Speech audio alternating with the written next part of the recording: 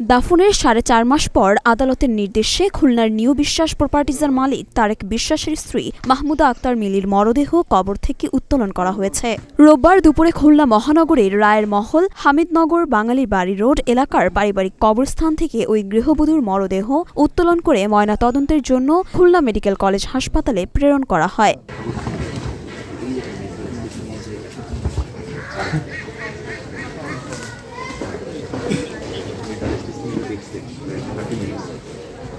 Khulna metropolitan পুলিশের সহকারী commissioner Mohammad Abu Naser আল আমিন বলেন, চলতি বছরের ২৪ ফেব্রুয়ারি গৃহবধূ মিলি মৃত্যুবরণ করেন। ওই সময় কারও কোনো অভিযোগ ছিল না, ফলে তাদের আত্মীয় স্বজন মরদেহ দাফন করেন। পরবর্তীতে ২৫শে মার্চ হরিণটানা থানায় ওই গৃহবধূর মা সেলিনা বেগম বাদী হয়ে তারেক বিশ্বাস সহ ৪ জনকে আসামি করে মামলা দায়ের করেন। এরপর আদালতের নির্দেশে আজ মরদেহ উত্তোলন করে ময়নাতদন্তের জন্য খুলনা মেডিকেল কলেজ হাসপাতালে পাঠানো হয়।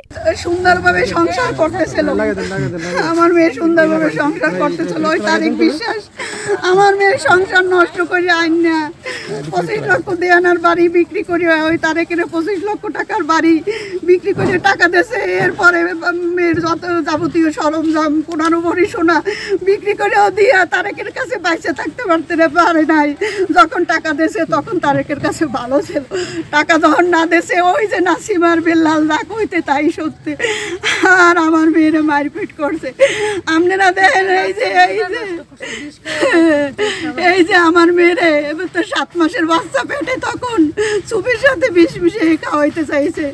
ওই বিষ আমার মেয়ের শাশুড়ি বুঝতে পারছে। শাশুড়ি কইছে, মিলি তুমি খাওয়ার বান করবা, তুমি ওই খাবা না, মিলি তুমি খাবা না।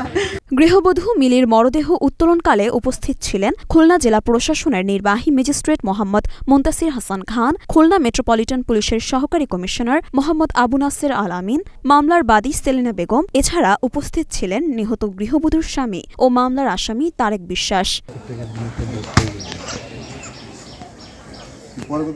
মরিয়ম মিম, ঢাকা পোস্ট।